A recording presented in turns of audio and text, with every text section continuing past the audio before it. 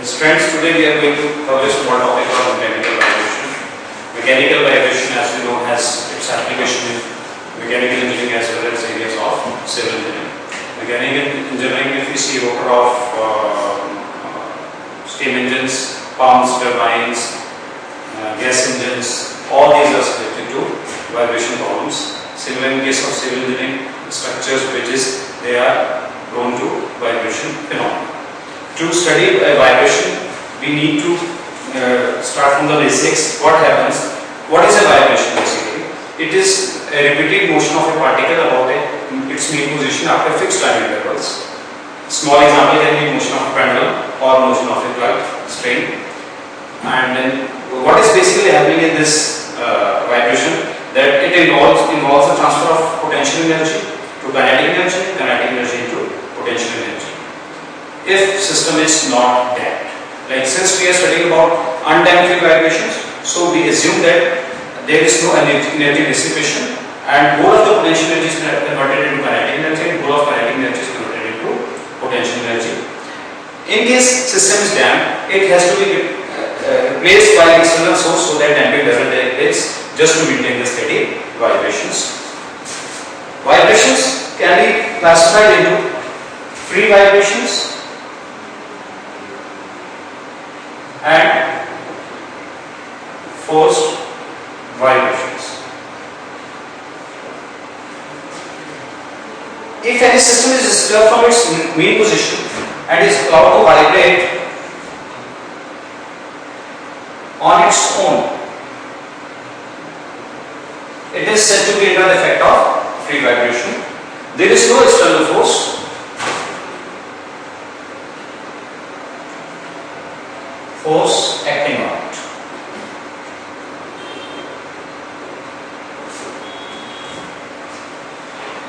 In case of force vibrations, it is certainly subjected to an external force.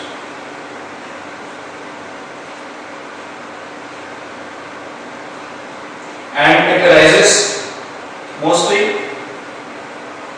in moving parts of machines or engines. To solve these vibration problems, we consider we have three options available in front of us.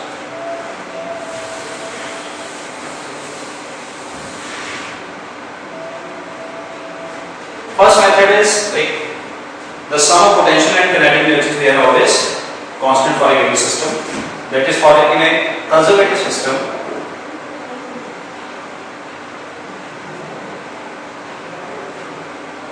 potential energy and kinetic energy at any instant is constant. Second, peaks of potential energy is equal to peak of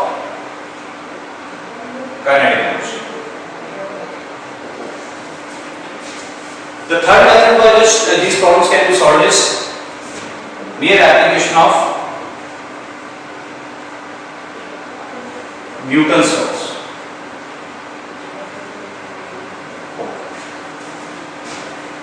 If we elaborate the first method, what we do, like we keep potential energy and kinetic energy equal to constant, we differentiate the equation and we get the result in the form of natural frequency, which is expressed by K by M.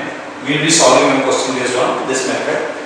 Second is, we have maximum of energies equal to each other, means if we have potential energy and kinetic energy equal to each other, we can put it like this: half m x dot square is equal to half m omega n square. Also, maximum potential energy is equal to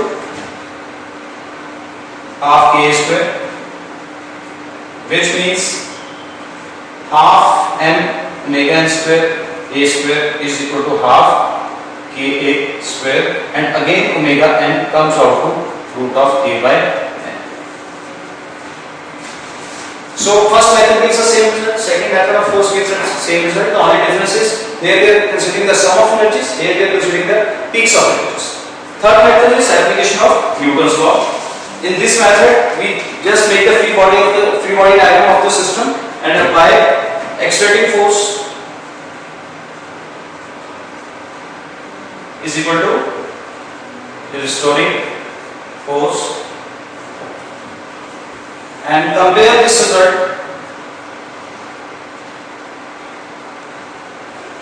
with standard differential equation.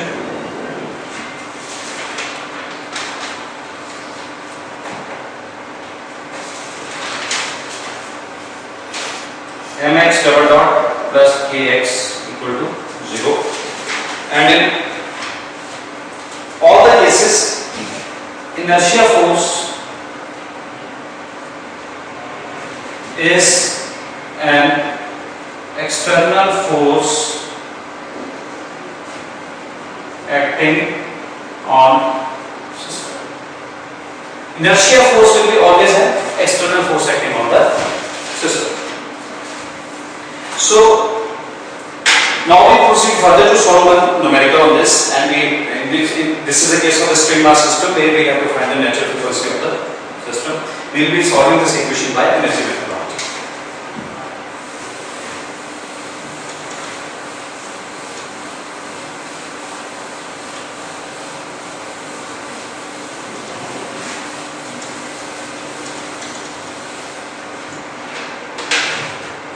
We have a problem like this. We have a pulley hanging from a roof which has a spring attached to it, which is further attached to the floor.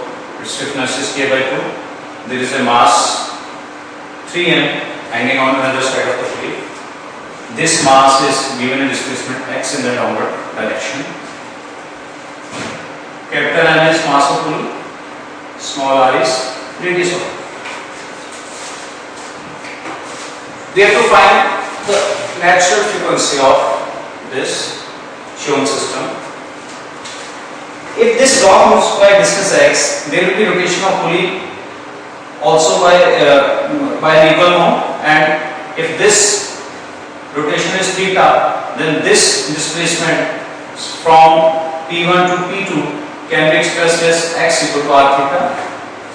Whatever the downward displacement is for the mass 3m, at the circumference the pulley will experience the same amount of displacement.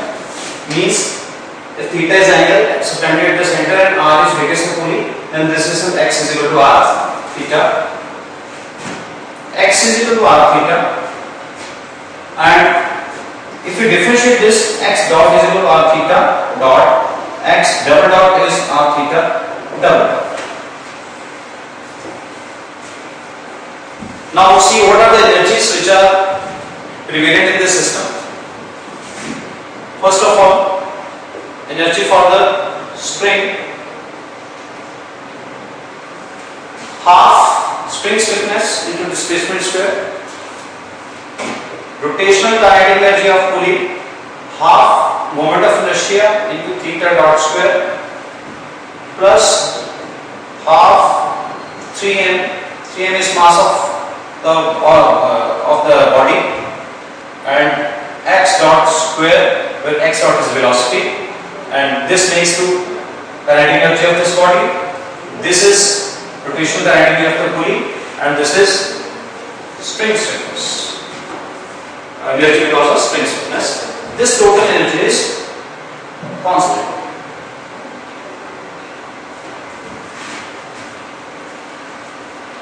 This can be written as half k 1 by 4 k square plus half I theta dot square plus 3 by 2 m r square theta dot square, again equal to constant. Since this pulley is a solid one, it is compared to the similar case of a disc, and its moment of inertia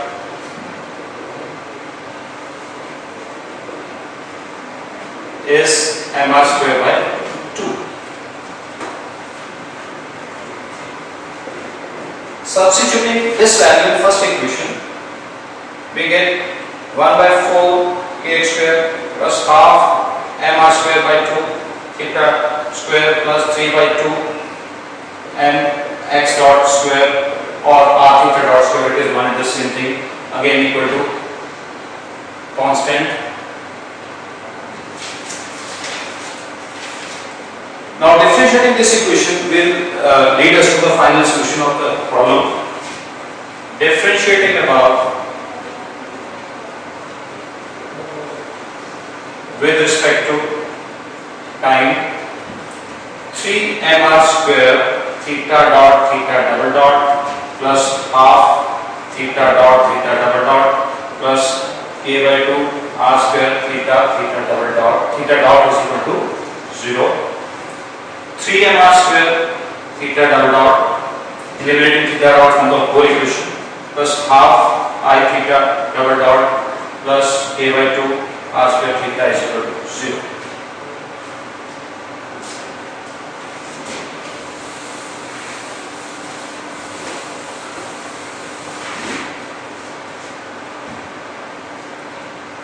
This becomes 3mr square plus mr square by 2 into theta double dot plus ar square by 2 into theta equal to 0. This equation can be further reduced to kr square theta double dot plus kr square by 2 into 3mr square plus mr square by 2 to theta equal to 0. By comparing the standard differential equation, we see that this expression is nothing but omega square, which is omega n square, natural frequency of the system, omega n is natural frequency, which means omega n is equal to kr square upon 6mr square plus mr square. It is equal to k upon 6m plus m radians per second. So omega n, final frequency of the system is k upon 6m plus m, and this result is in radians per second. So friends, for all such type of numericals, what you have to do, just consider the total energy of the system, or you compare the peaks of the energy of the system, or you straight apply Newton's law, whichever method you find comfortable and which consumes less of time, you should go and apply that method, and you can easily crack the problems.